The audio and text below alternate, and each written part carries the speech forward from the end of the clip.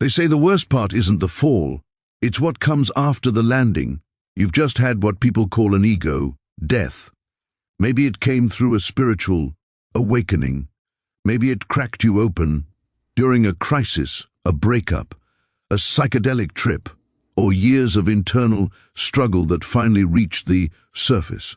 However it happened, you felt it. Your old self, the identity you clung to for so long, collapsed. It's gone, and for a moment it was peaceful, even freeing. But now you're stuck in the silence. No goals, no drive, no clear self to fight for. Just this empty space where you used to be. And that's where most people get lost. We think enlightenment means glowing forever in some cosmic bliss.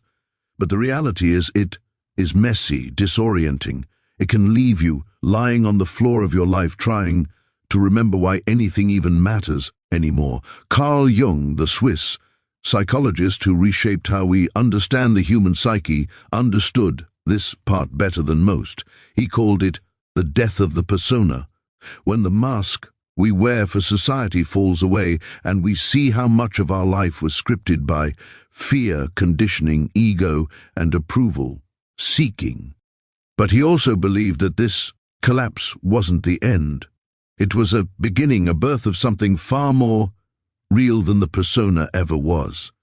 But how do you move from that hollow post-ego death phase into inspired, meaningful action? How do you rebuild without faking it again? That's what we're going to explore in this video. And trust me, it's not about becoming a productivity machine. It's about something much deeper. How to tap into soul-level motivation, the kind that isn't tied to external validation or identity, but to truth. And Carl Jung left us some powerful clues. So stay with me until the end, because we're going to flip the script on how you think about motivation, purpose, and healing after ego death. And I promise by the end of this video, you'll have a new framework for moving forward. Not back to your old self, but toward the version of you that was hiding underneath it all along. So here's where most people end.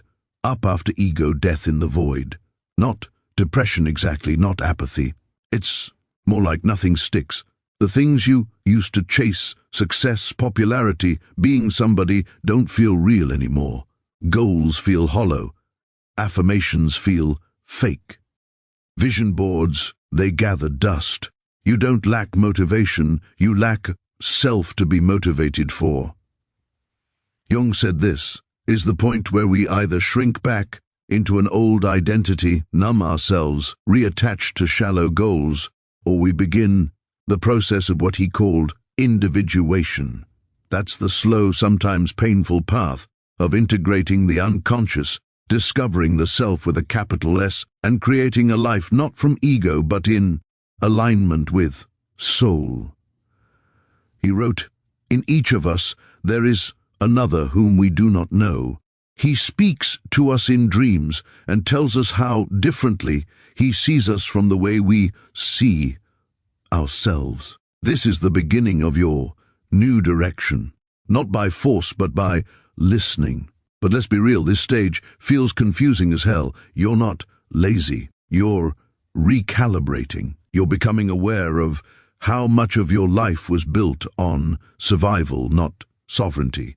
So, if you're sitting in that space right now where nothing feels urgent and the old ambitions don't light you up, don't panic. You're not lost, you're transitioning. Carl Jung didn't believe the unconscious would abandon you. He believed it would send messages, symbols, dreams, synchronicities, quiet impulses to guide you toward your next chapter. But you have to stay open. The new self can't be forced, but it will emerge. Before we continue, if you're someone who loves expanding your mind and exploring the deeper layers of life, make sure to subscribe to Fractal Wisdom to never miss a moment of clarity, insight, and soul-aligned truth. So, you've hit the void, your post-ego, death, floating in that weird space where the old motivations don't work, and The new ones haven't quite shown up yet. Let's be honest, this part is weirdly exhausting. You're not doing much, but you feel drained. You want to move, create, build something meaningful, but it's like your body and mind just won't sync up. Everything feels slow, heavy, pointless. Now, here's the paradox. What if the thing holding you in that stuck place isn't the emotion itself, but your resistance to it? I know it sounds backwards, but every time you feel tired and beat yourself up for it, you're not resting. You're wrestling. You're burning mental energy, trying to be in a different state than the one you're in. And that resistance and inner argument is draining you.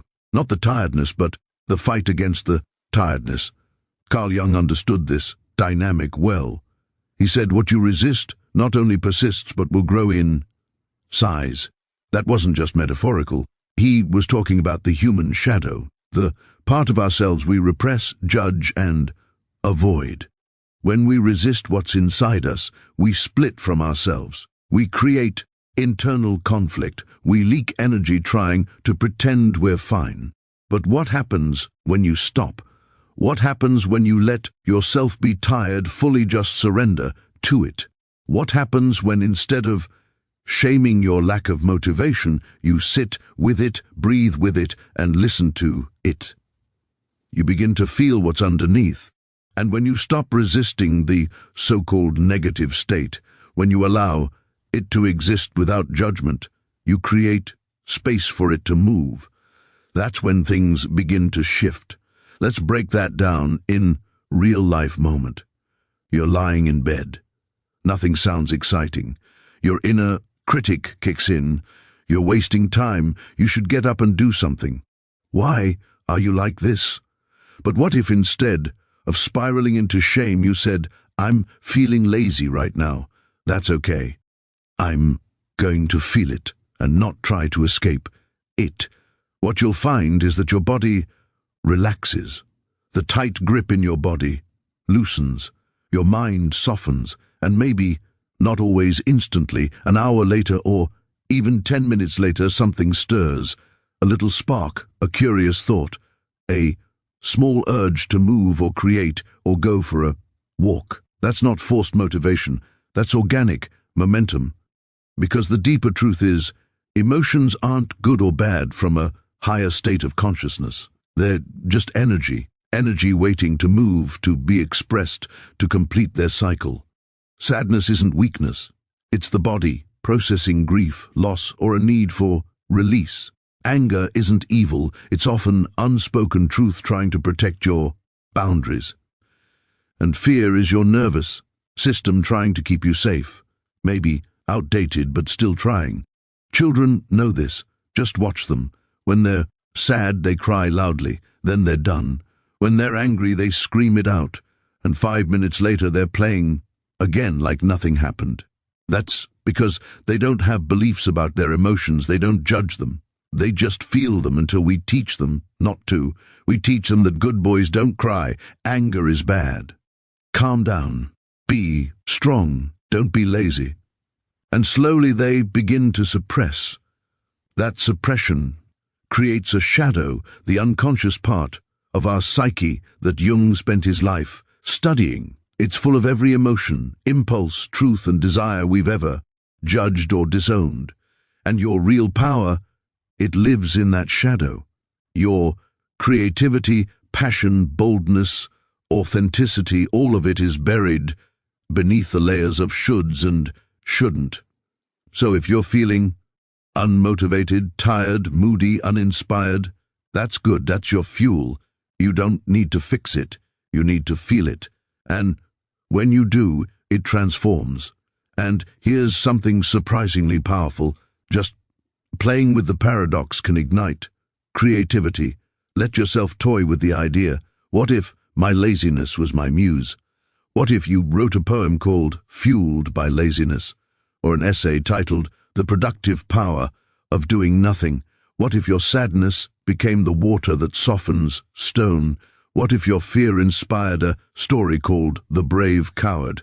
Just imagine how artistically rich that sounds. Your mind loves a twist. It loves contradiction. It loves when something doesn't quite fit, because that's where the tension lives. And from that tension, new meaning can be born. Once you flip the label, your imagination lights up. It stops trying to escape the emotion and starts dancing with it. This is creativity at its core, not the polished Instagram version, but the raw, real kind that comes straight from the soul. Jung would say, this is your unconscious coming online, offering symbols, language, and metaphor to help you express what the rational mind can't. So, next time you feel off, don't fight it. Write, paint, or speak from it. Let the paradox be the punchline. Your resistance isn't your enemy, it's your untapped artist, and your shadow, it's holding the paintbrush. So by now you've probably realized something most people never get to. The path forward after ego death isn't about pushing harder, it's about listening deeper. And that brings us to one of Carl Jung's most powerful yet most misunderstood concepts, the self. Not your job title, not your Instagram bio, not even your personality type. Jung's self with a capital S is the totality of who you are. It's your soul's blueprint. It includes your conscious mind and your shadow, your wounds and your potential. It's not just who you are today.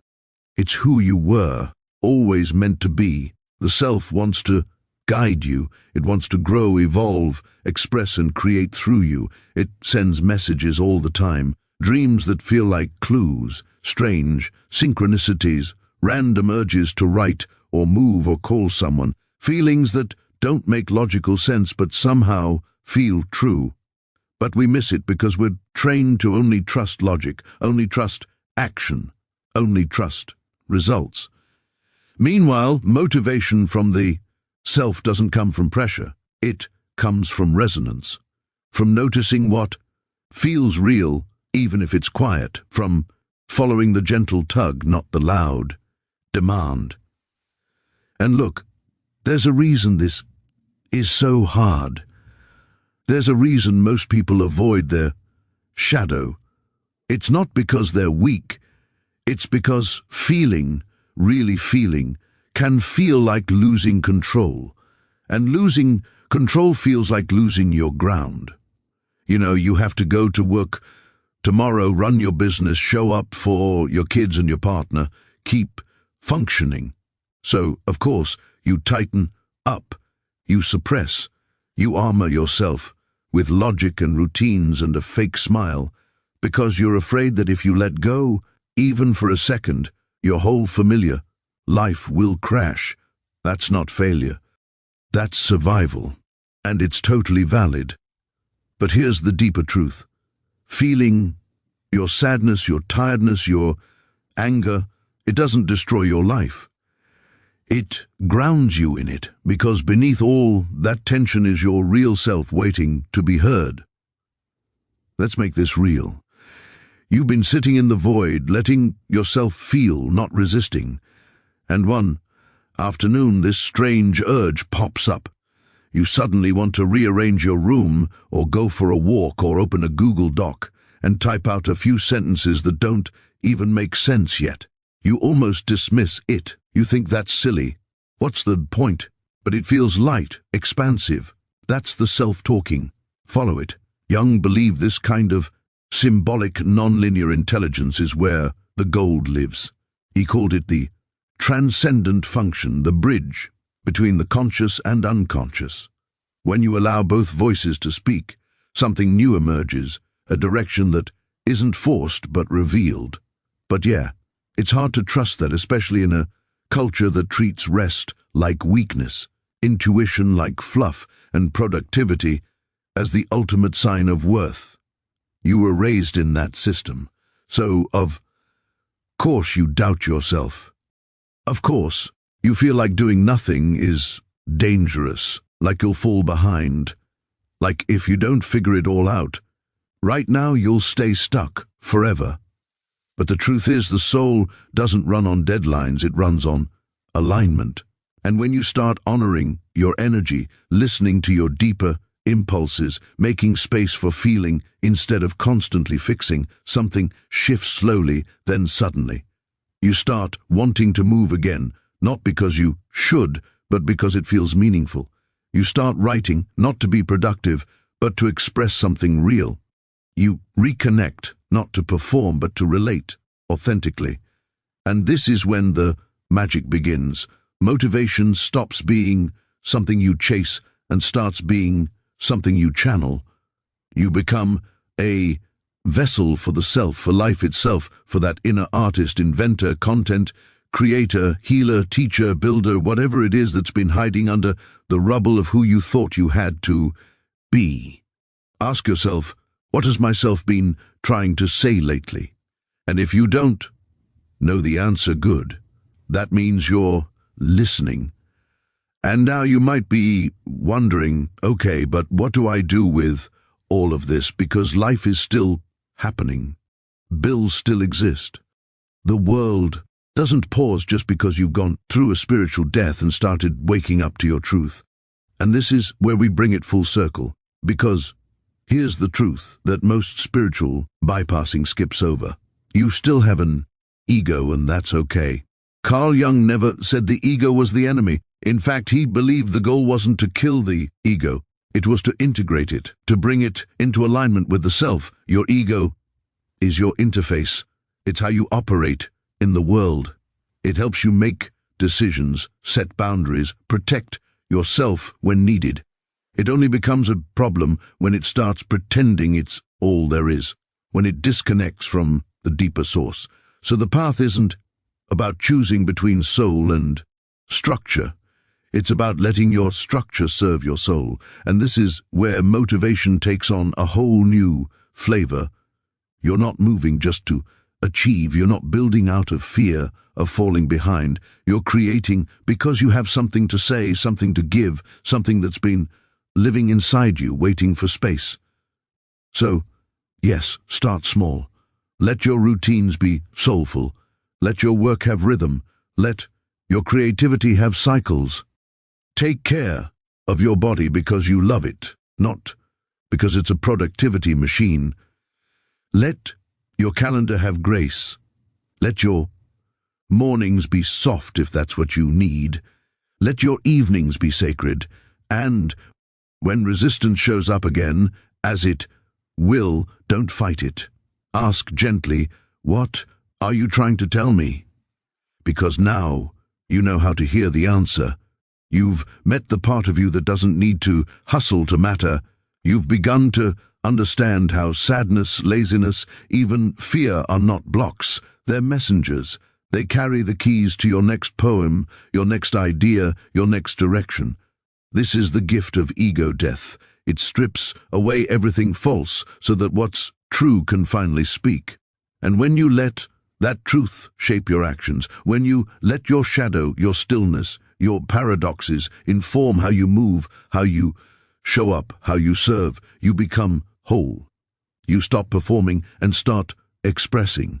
You stop pushing and start aligning. You stop chasing life and start living it fully, wildly, softly, in all its beautiful contradiction. That's not just motivation. That's embodiment. That's the self alive in the world. And if you've made it this far, you might already feel it. That quiet knowing, that shift. It's not loud, not flashy, and not viral, but it's real, and that's enough. If this spoke to you, if you felt even a tiny shift while watching, hit that subscribe button and join a space for deep thinkers, soul seekers, and those who are done pretending. And I'd love to hear from you. Drop a comment below and tell what part of this landed for you the most, or where are you right now in your own process of awakening. Your story matters, and you never know who it might help.